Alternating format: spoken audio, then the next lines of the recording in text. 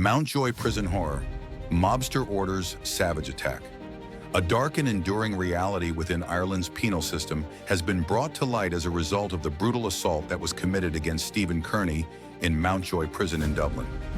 This reality is that incarceration does not equate to powerlessness, and that men like Robert "Roo" Redmond continue to command authority and instill fear despite being locked away for life. The beating was exceptionally severe and cruel, and it took place in the exercise yard of the correctional facility. Kearney, a guy who was getting close to the end of his sentence, was dangerously close to passing away as a result of this, and it brought further attention to the culture of brutality and control that thrives within the confines of Mountjoy Prison. Rapidity, accuracy, and a distinct sense of orchestration characterized the onslaught. The altercation between the inmates was not a chaotic brawl or a spur-of-the-moment confrontation. On the contrary, it exhibited all of the characteristics of a well-planned attack that was carried out with brutal efficiency. Witnesses claim that 3 convicts attacked Kearney and brutally beat him with their fists and other makeshift weapons until he fell, rendering him unrecognizable and gravely injured. Despite the fact that the reasons for the assault are still being pieced together, there is accumulating evidence that suggests it was ordered by Robert Redmond, a man whose reputation for premeditated violence has only increased while he was incarcerated. It is well known in the criminal community that Redmond is someone who gets things done with a cold precision, and he has an astounding criminal record that goes back decades. In light of the fact that Redmond is currently serving a life sentence for the murder of Barry Wolverson in the year 2020, he has become a symbol of the kind of underworld figure whose power is not limited by physical restriction. He was also a participant in the plot to assassinate Jordan Davis, a young father who was murdered in front of his toddler. Jordan Davis was killed by gunfire.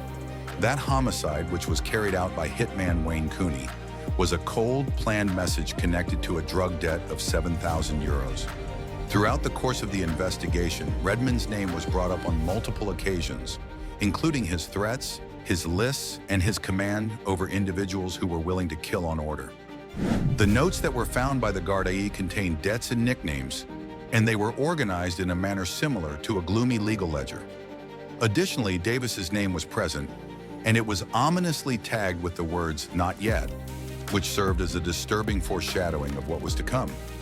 Even within the confines of Mountjoy, Redmond has maintained his capacity to plan acts of violence through his actions.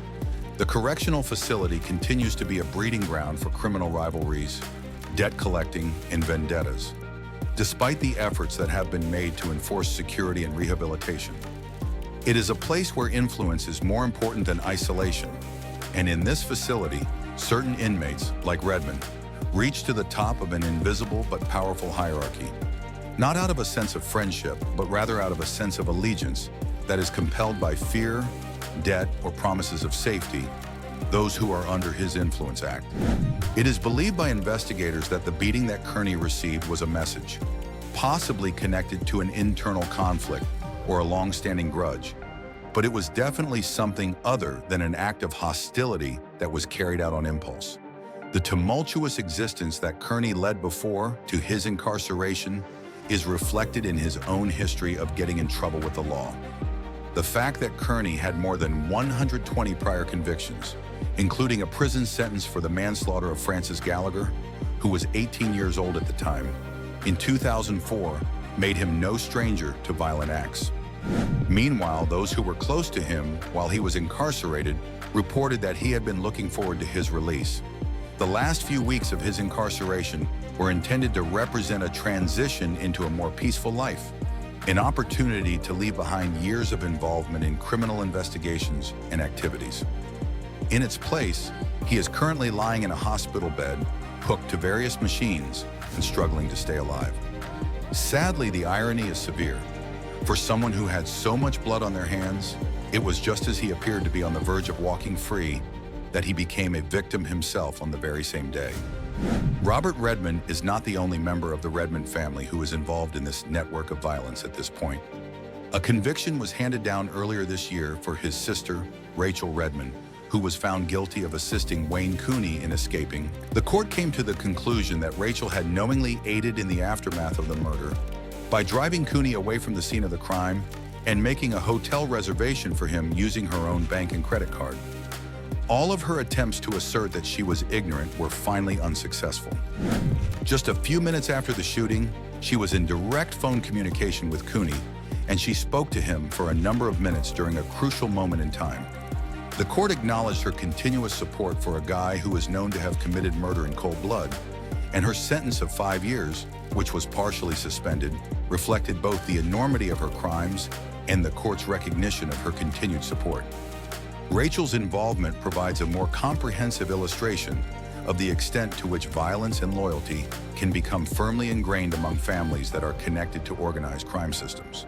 The circumstances surrounding her case demonstrated that even individuals who assert that they are emotionally confused or blind to wrongdoing can nonetheless play a significant role in hiding their tracks and assisting escape. The name Redmond, which was previously feared in Dublin's criminal circles, has now become synonymous with criminality that spans multiple generations and unbreakable ties of loyalty to lawlessness. Wayne Cooney, the one who was responsible for the untimely death of Jordan Davis, is still incarcerated and serving his term for a crime that caused shockwaves to go throughout the nation. As a result of his participation in following Redmond's instructions, it became clear how far criminal personalities like Redmond are willing to go in order to settle scores and ensure payment.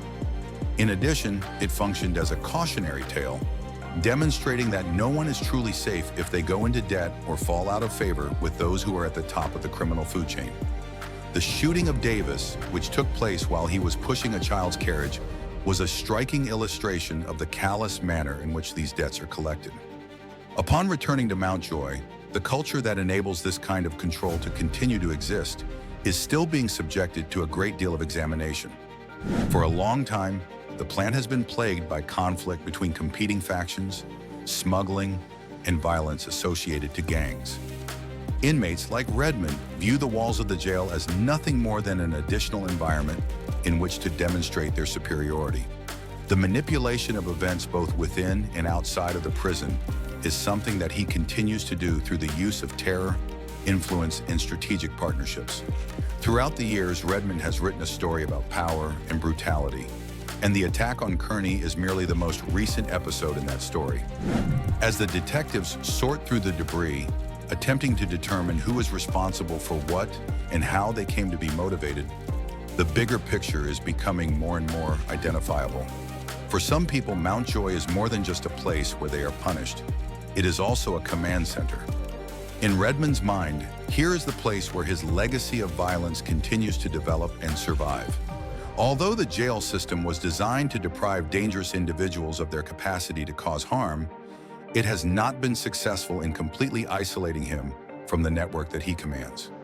Despite the fact that Kearney's fate is still unknown, it is possible that his future, if he lives, will be determined not by redemption, but by trauma.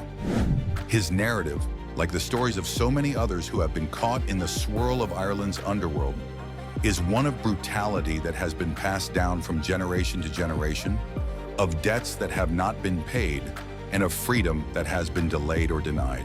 It is a monument to the terrible persistence of organized crime and the figures who, even from behind barred doors, never really surrender control, that the reality that exists within Mountjoy and in the streets beyond it is a testament to. Thanks for watching. Don't forget to like and subscribe to our YouTube channel.